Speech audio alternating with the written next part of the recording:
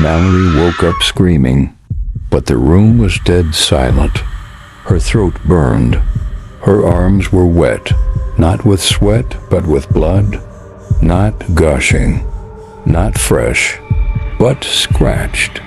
Over and over, like she'd tried to dig something out of her skin. There were claw marks all up her left arm, and in her hand, shard of glass from the vanity mirror.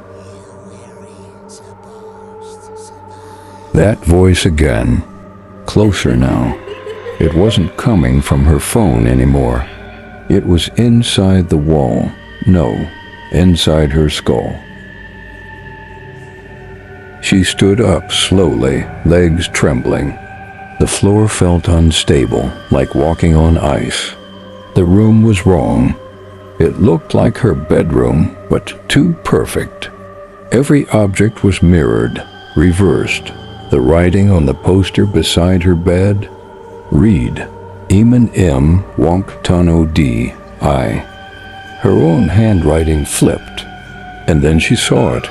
Herself, sitting cross-legged on the bed. Same face, same clothes, but eyes static. The other Mallory tilted her head.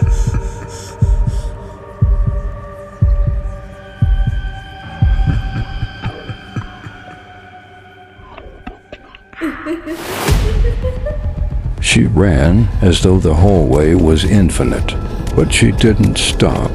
The house twisted behind her, like the walls were breathing. Downstairs, her mother sat at the dinner table, unmoving, staring at an empty chair. "Mom," Mallory gasped. Her mother turned her head, slowly, mechanically. Her eyes were static, white fuzz behind her pupils. She opened her mouth and said, in Louie's voice, "You killed me." Mallory screamed and collapsed. She woke up again, this time in a white room. Empty, sterile, soundless, only one object, a mirror. She crawled toward it. What she saw made her stomach lurch. Her face was shifting. 1 second it was hers, then Louie's, then her mother's, then someone she didn't recognize. A man with black veins under translucent skin. The image twitched like a corrupted file trying to render. Then her reflection leaned in, independent of her own motion, and whispered, "We are building something better. You were the test."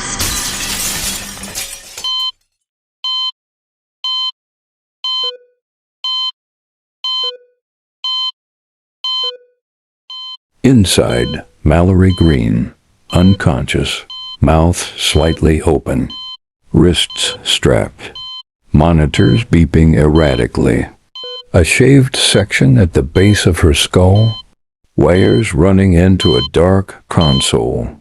She didn't move, but inside her mind, in that maze of false rooms, flickering memories and looping screens, she was running for her life.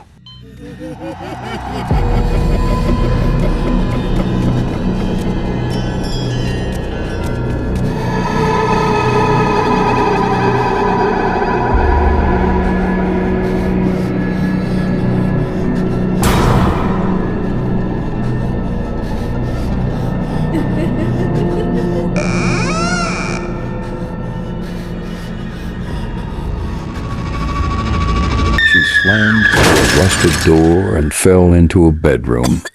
Not hers. This room had posters from 6 years ago. Boy bands, magazine clippings, glittery frames. On the wall, a cheer uniform too small for her now. Pink iPod dock. A half-melted birthday candle in the shape of an 8. This was Louie's room. But not imagined Louie. Not ghost Louie. Real Louie. The air was warm. No glitching. Mallory stepped forward slowly. Her hands trembling, the room turned dark. A screen cracked at the corner. a laptop playing a video file. Mallory leaned closer. It was her, age 14, sitting cross-legged on the floor crying. Louie, her stepsister and 2 years older, sat behind her, braiding her hair. "I hate it here," Mallory's younger self said on the screen. "They all look at me like I'm stupid." "You're not stupid," Louie said. "You just see things different. That's not broken. That's brave." The real Mallory choked on a sob. She remembered this. She really remembered this. This wasn't deep flesh. This wasn't hallucination. This was a real memory, a voice behind her, gentle, familiar. "I'm not mad at you." Mallory turned. Louie stood at the doorway, whole, alive, but not smiling, not haunting, just human. "You didn't leave me," she said. "They made you think you did." Mallory dropped to her knees. "I don't know what's real," she whispered. Louie stepped closer, kneeling beside her. "That's how they fed it, the algorithm. It ate the parts of you that remembered love." Suddenly, the room began to tremble. The walls flickered, the light bulbs burst. Louie grabbed her hand. "They're trying to erase me. They're crashing the memory. You have to hold on." Mallory sobbed, clutching her.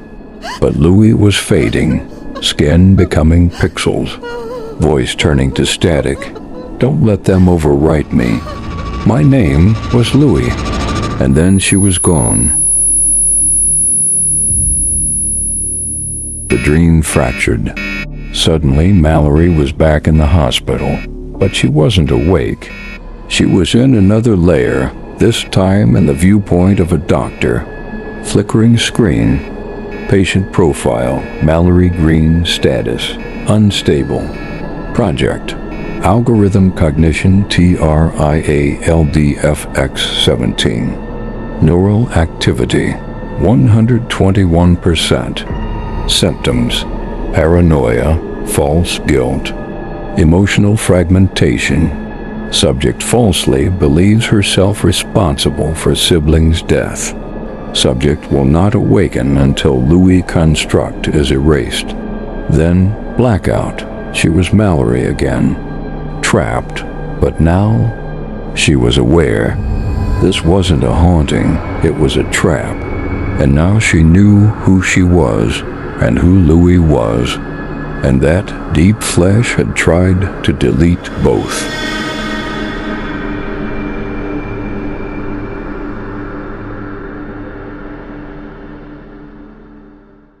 For more interesting stories, please support us by tapping the like, subscribe, and comment button.